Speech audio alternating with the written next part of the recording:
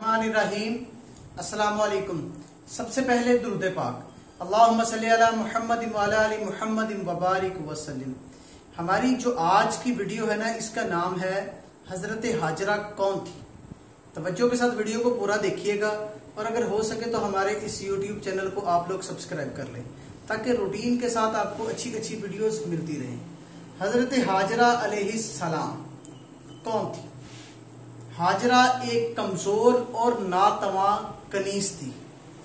हजरत हाजरा अलैहिस्सलाम शाह मिस्र की दुख्तर थी जिसने हजरत सारा अलैहिस्सलाम की अजमत और करामत से मुतासर होकर अपनी बेटी बतौर खादमा इनकी खिदमत में पेश कर रखी थी और इनके साथ रहना और इनके खानदान के साथ रहना इनको फख्र महसूस होता था।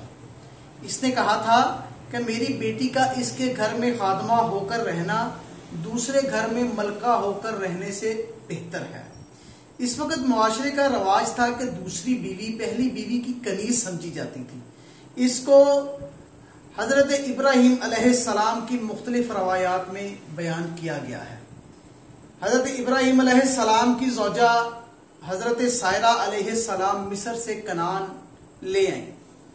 हजरत सायरा अलैहिस्सलाम की उम्र काफ़ी हो चुकी थी लेकिन अभी तक अल्लाह ताला ने इन्हें औलाद की नेमत से नहीं नवाजा था।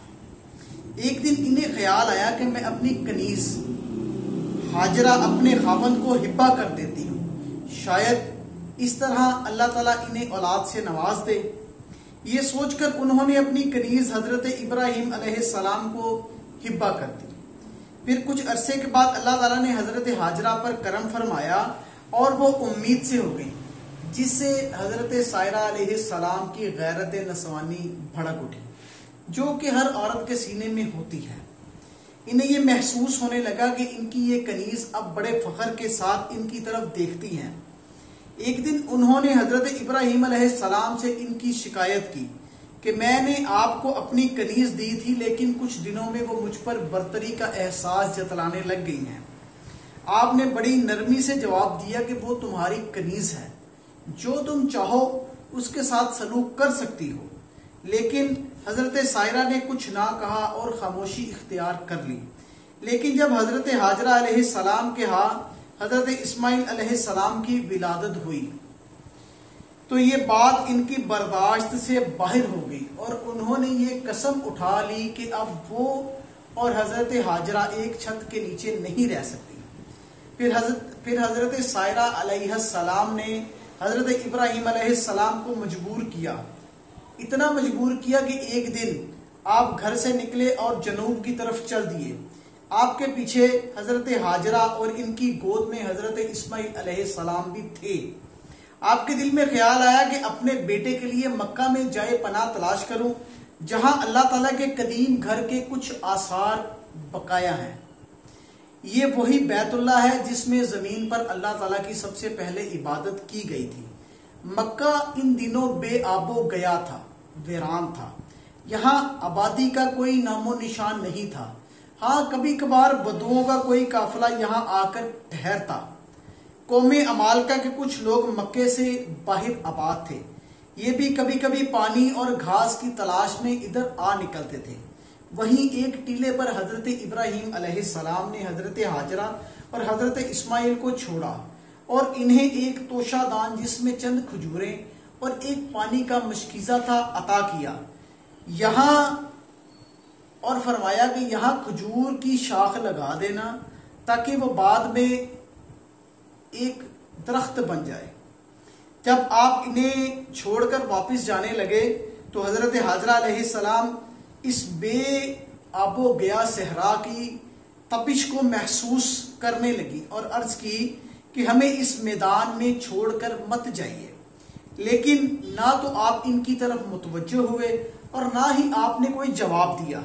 शायद इस बात से डर गए कि कहीं इस हैरान और परेशान माँ की ममता के सामने इनकी हिम्मत जवाब ना दे जाए। तो हजरत हाजरा अलैहिस्सलाम ने अपना सवाल दोबारा दोहराया। जब जवाब दोबारा दोहराया तो फिर भी जवाब ना मिला। तीसरी बार पूछा तो फरमाया कि मुझे अल्लाह की तरफ से हुक्म आया है تو جب اتنی بات کہنی تھی تو آپ کی بے قراری ختم ہو گئی، حضرت حاجرہ علیہ السلام کی بے قراری ختم ہو گئی۔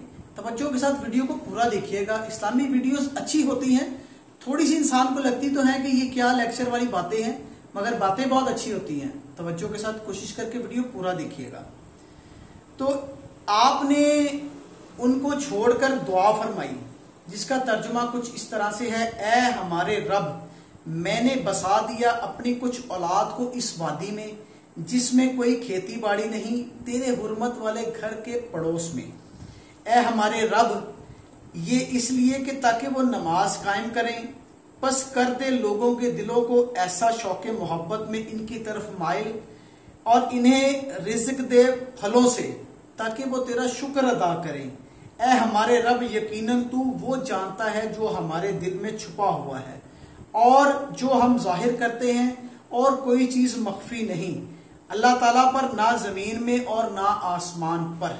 اس دعا کے بعد آپ سرزمین کنعان کی طرف عازم سفر ہوئے اور اپنی زوجہ سیدہ سائرہ علیہ السلام کے پاس پہنچ گئے۔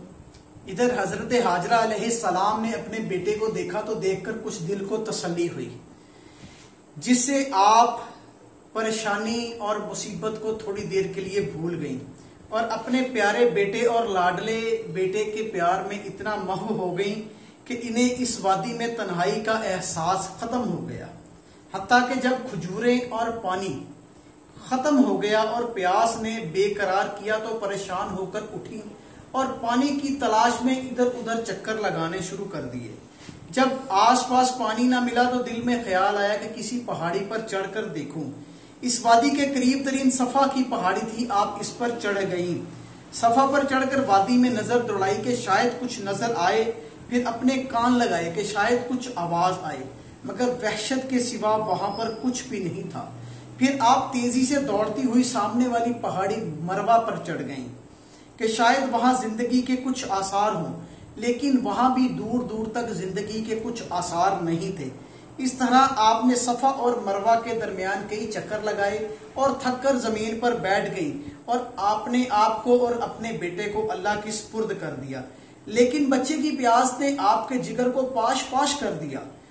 ان کی آنکھوں کے سامنے ان کا لختے جگر پیاس سے تڑپ رہا تھا۔ مامتا کے لیے یہ بہت ہی مشکل مرحلہ ہوتا ہے۔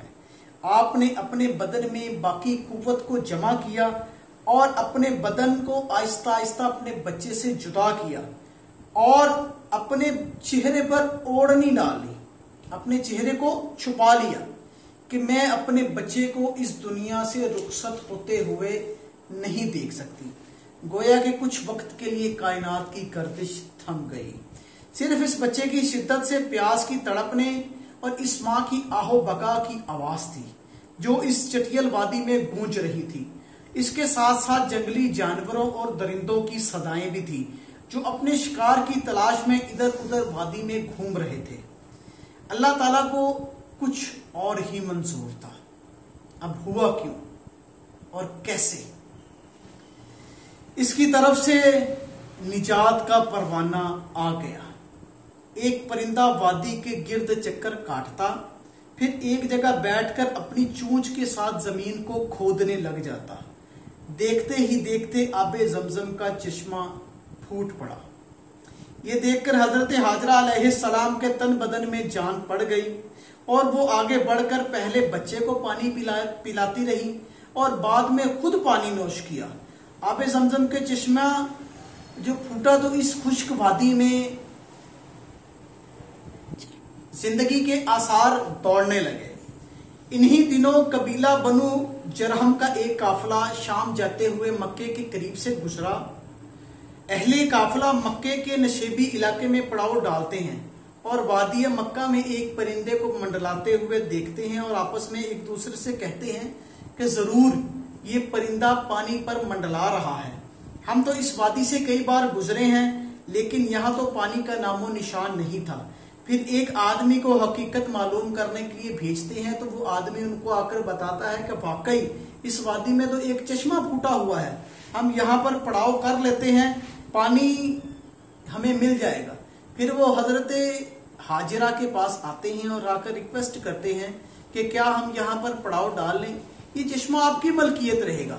हम इसको कहेंगे नहीं कि ये हमारी मलकियत है, ये आपकी मलकियत रहेगा। इस तरह वो लोग यहाँ पर आकर आबाद हो जाते हैं। तो हजरत इस्माइल अलैहिस्सलाम उसी माहौल में परवान चढ़ते हैं। जब आप अपने जवानी को पहुंचते हैं तो आपके वालिद गरामी हजरत इब्राहीम अलैहिस्सलाम तशरीफ लाते हैं और इन्हें अपने ख्वाब के बारे में बताते हैं, जिसका तर्जुमा कुछ इस तरह से है। आपने फरमाया, ए प्यारे फर्जंद, मैंने ख्वाब में देखा कि मैं तुम्हें ज़िबा कर रहा हूँ, अब बता तेरी क्या राय है। अर्ज किया कि मेरे वालिद गिरामी, कर डालिए जो आपको हुक्म दिया गया है। इंशाल्लाह इसका जिक्र आपको आने वाली वीडियो में बताएंगे, तो कोशिश कीजिएगा कि हमारी इस वीडियो को शेयर कीजिएगा, ताकि हो सकता है सुनने वालों को और मजीद इल्म हो इन बातों का। जज़ाकल्लाह।